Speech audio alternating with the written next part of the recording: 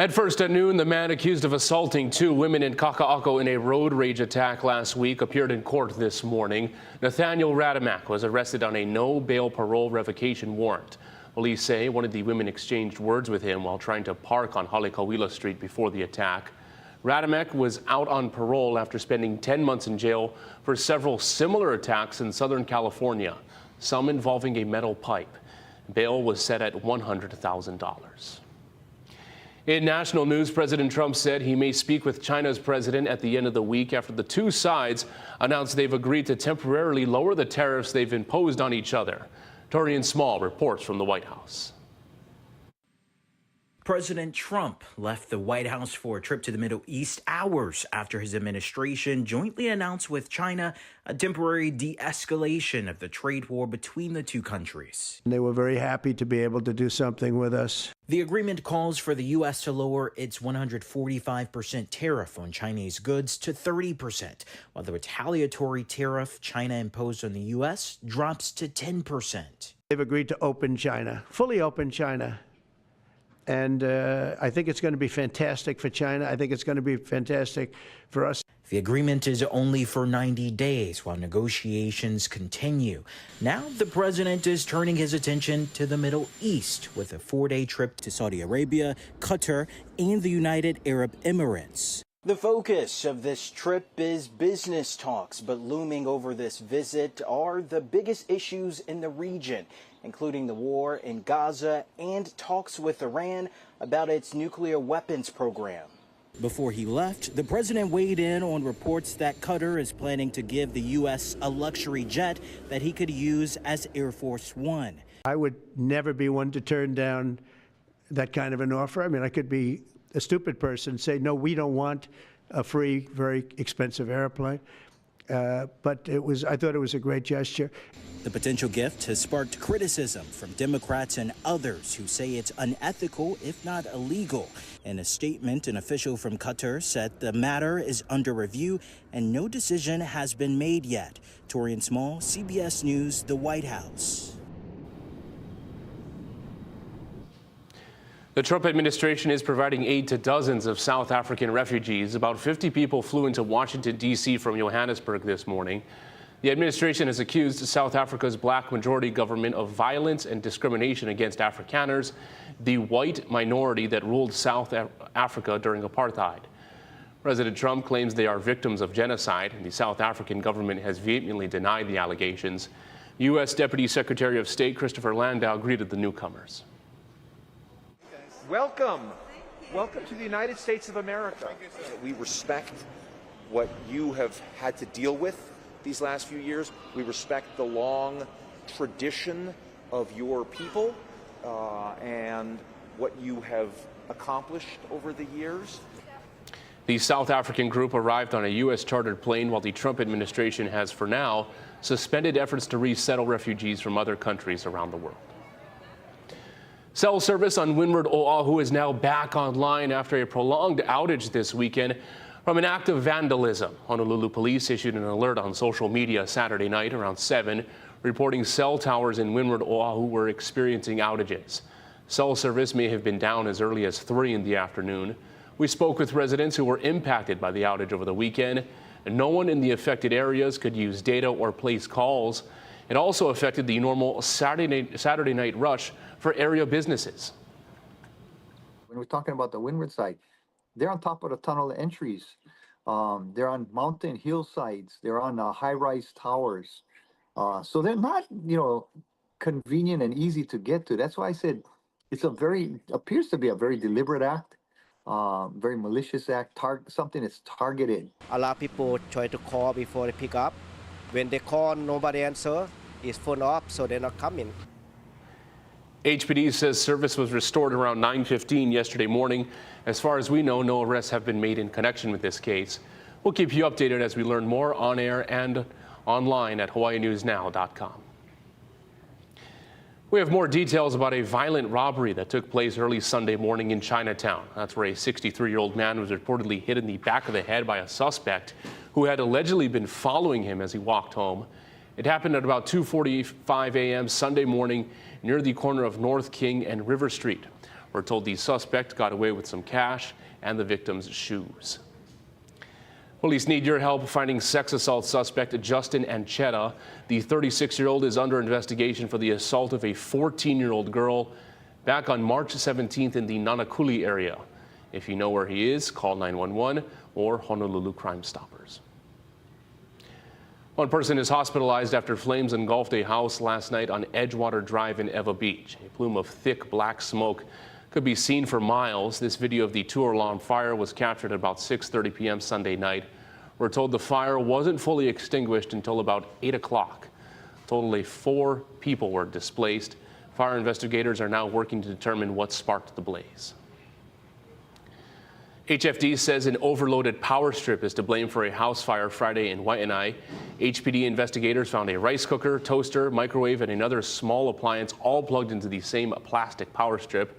The fire on Pohakea Place spread to adjacent brush, burning about half an acre.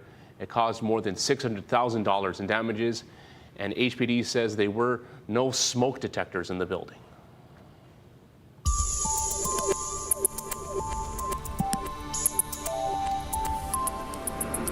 And happy Monday, everybody. Let's take a live look outside at our tower cam, looking towards the reef runway. A little bit of cloud cover out there, but overall nice weather right now. East-northeasterlies around 16 miles per hour, a little bit warm, and the warm weather is going to continue with these breezy trades all the way into the weekend. You can see throughout the rest of the day it's going to be sunny. A few clouds expected throughout this afternoon, but overall sunshine is expected across the state.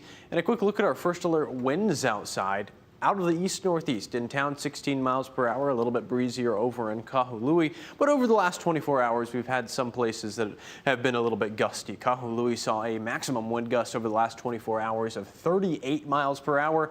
And in town, we've seen around 23 miles per hour. So a little bit weaker over portions of Oahu. I'll give you a further breakdown of this and your first alert radar and satellite coming up. Drew, thank you.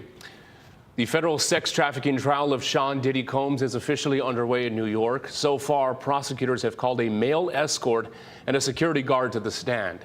Jared Hill reports from Lower Manhattan. The mother of Sean Diddy Combs, along with his 6 oldest children, filed into court Monday as his sex trafficking trial got underway. He's engaged, he's ready to go, he's ready to put on his defense. The disgraced music mogul looked on as federal prosecutors called him a larger-than-life businessman who committed crime after crime for 20 years, including kidnapping, arson, drug offenses, sex crimes, bribery, and obstruction. The 55-year-old is accused of running a criminal enterprise since at least 2004.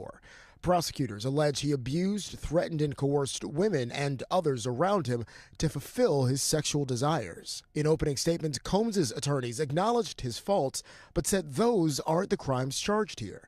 They contend prosecutors are trying to turn sexual relations between consenting adults into their criminal case and urged jurors to approach it with an open mind. A racially diverse group of 8 men and 4 women ranging in age from their 30s to their 70s will ultimately decide Diddy's fate. The jury was finalized and sworn in earlier in the day after the judge rejected the defense's argument that prosecutors tried to get black prospective jurors off the case. Neither side is looking for the perfect juror. You want a juror that's willing to understand and not let their life experiences pollute what they need to do. Combs' ex-longtime girlfriend, Cassie Ventura, is expected to testify during the trial. Prosecutors allege Combs sexually exploited and brutally beat her for years. Last year, CNN released this graphic hotel footage of a 2016 incident in Los Angeles. Combs has pleaded not guilty to all charges. Jared Hill, CBS News, New York. Coming up, the last American hostage held by Hamas is now back home 7 months after being kidnapped. The emotional reunion with his family.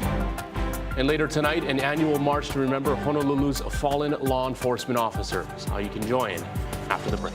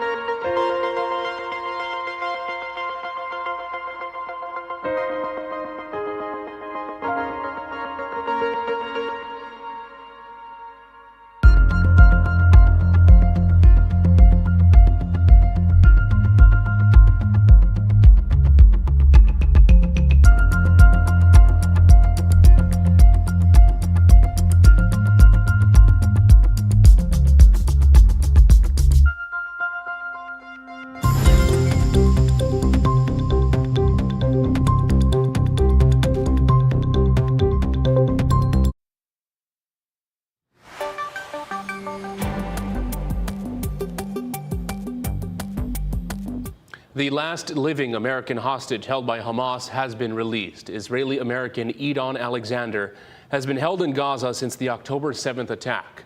Tina Kraus has the details, including the moment he was reunited with his family. Hamas militants handed over their last surviving American hostage held in Gaza, 21-year-old Edon Alexander, who was raised in New Jersey. He was reunited with his family after being held captive for more than 19 months. He was serving with Israel's military when Hamas fighters abducted him in the October 7th attacks. Alexander was released to Steve Witkoff, America's special envoy to the Middle East. A Hamas spokesman says they freed Alexander after several days of talks with the U.S. as part of efforts to achieve a ceasefire. While in captivity, Alexander appeared in 2 Hamas propaganda videos as his parents, Yael and Adi, worked tirelessly for their son's release. We love you, our sweet boy. Israel says it has not committed to any ceasefire or to the release of Palestinian prisoners, but only agreed to create a safe corridor to allow Alexander to be freed. More than 18 months of war has shattered the Gaza Strip, but it's thought the militants are still holding 58 captives, 23 of them alive. Tina Kraus, CBS News, London.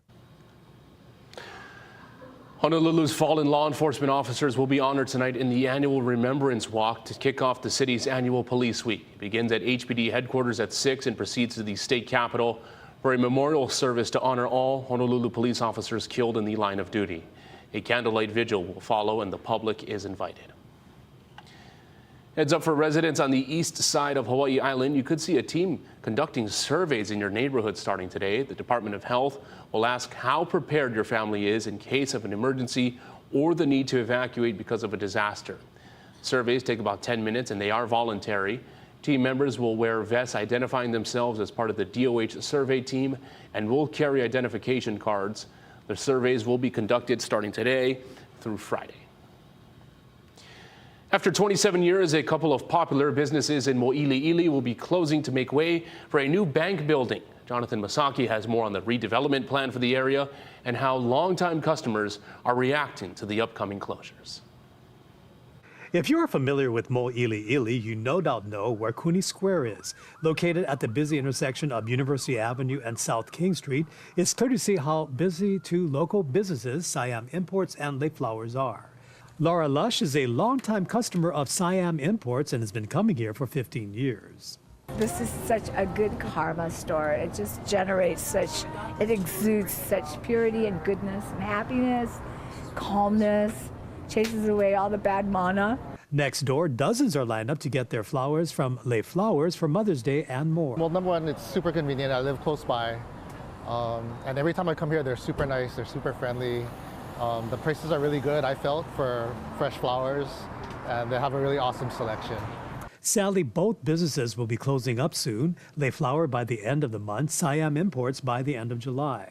My heart broke when I heard he was closing. How do you feel about this florist shutting down? I mean, shut down? Oh, it's really sad. But progress is progress, you know? That progress he's talking about involves a new Central Pacific Bank Moiliili branch. It provides a public conference room area and a meeting space for customers who want to host events. Construction is set to begin later this year. People, their first reaction is when they hear it's going to be a bank is, why do we need another bank? And I'm not just saying that, but 99% of the people say that. So it's unfortunate that when a redevelopment happens that the community doesn't have more of a say in what happens, but I guess that's the way it is. H&N received this printed statement from CPB Communications Manager Tim Sakahara about the new Moiliili branch. Leases with current tenants at the Kuni Square expired in April 2023. Tenants were allowed to remain on a month-to-month basis for more than 2 years, and that was later extended through July 2025. We thank the tenants and wish them all the best in their future endeavors. Unfortunately, once Lake Flowers shuts down, they will not be reopening and are not looking for another location. It's a different story for Siam Imports. Owner Kevin says he is actually looking for another place, so keep up to date with him on his Instagram page. I'm hoping that he gets a good location close by. You have a big day, huh? And that's what Kevin and his sweet little girl Luna hope for, with so many coming by to get their fix of this pit bull and exotic imports from Asia. My customers here have been really good and a lot of support the last couple of months and a lot of aloha. As for lay flower customers, it's time to say goodbye and time to find another florist. This store survived because, a lot of people go to church, then the students from university, they come down, and there's no flower shop around here.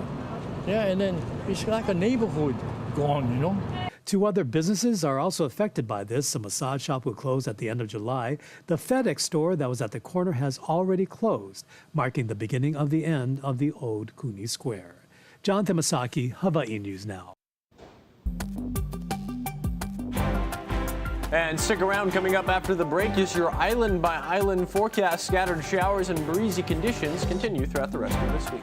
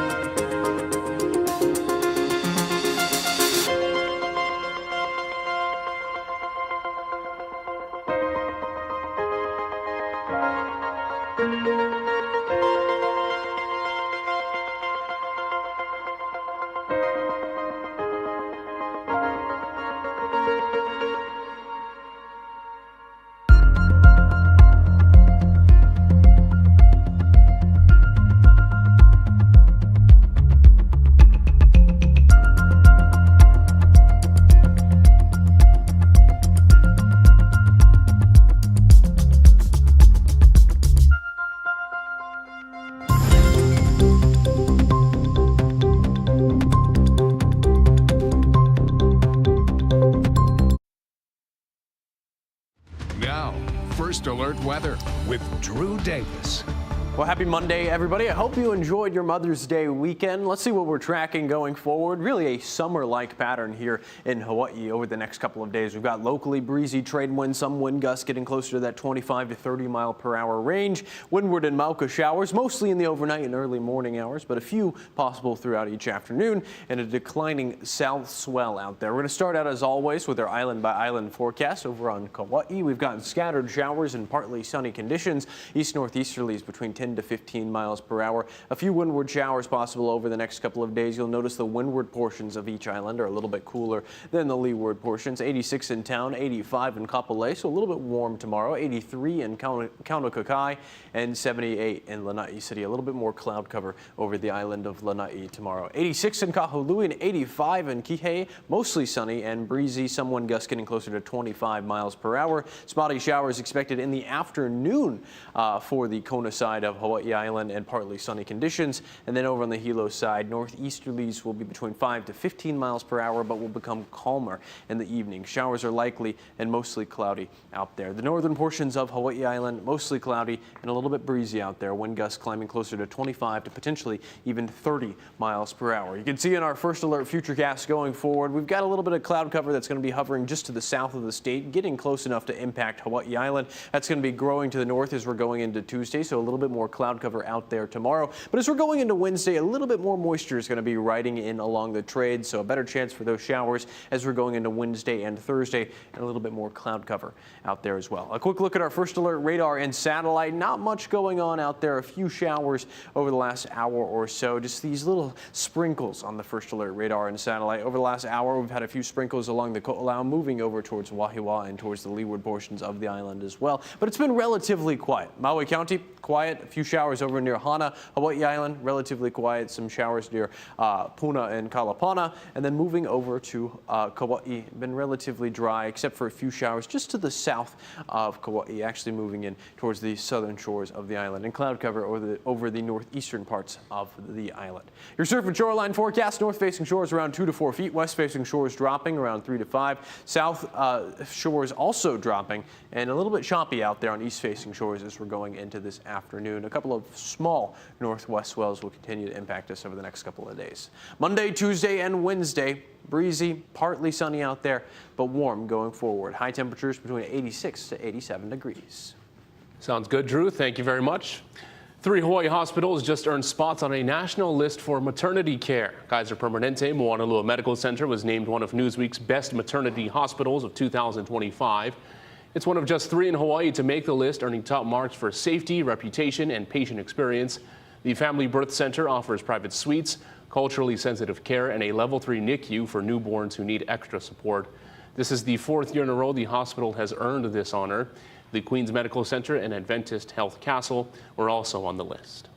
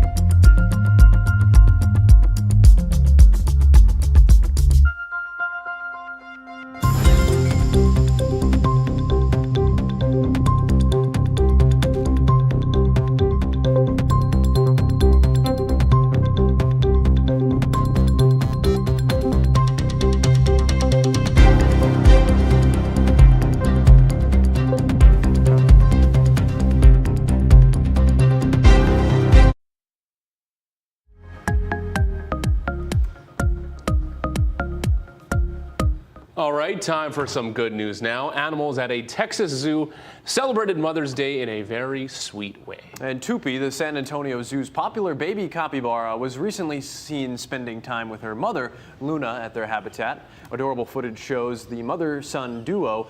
Here they were snuggling, eating, and playing in their habitat. Capybaras are the world's largest rodents. The highly social animals live in groups and even allowing other animals to rest on their backs. Largest rodent. See, you learn something new every day. Yeah. Well, after a crushing finish in the NCAA semifinals, the UH men's volleyball team is now back home. The Rainbow Warriors returned Sunday after losing to UCLA in straight sets in the Final Four. Despite the disappointing end, They're thankful for so many Hawaii faithful that made the trip over to Columbus, Ohio, and came to greet them when they returned to campus. They put up a good fight.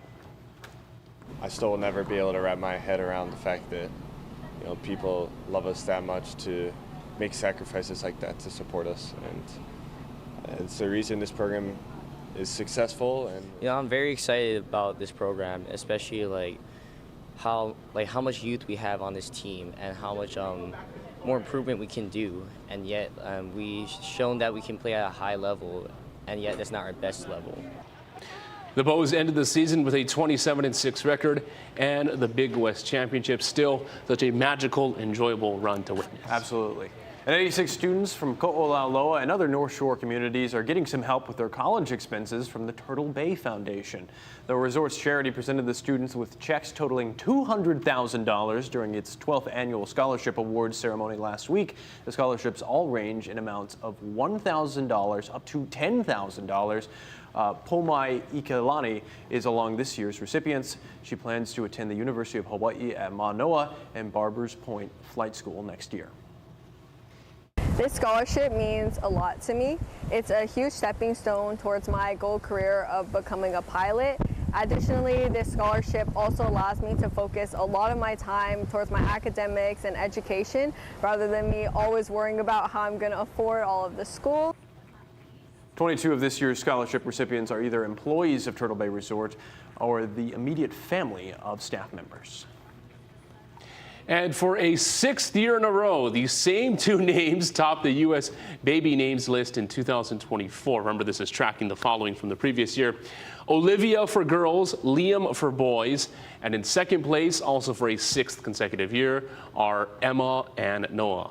The full list of names is on the Social Security Administration's website. Mark and Drew, huh? I don't know if those are as popular. It's always interesting seeing how names come and go. Got some work to do, right? Yeah. So you get on first at 4.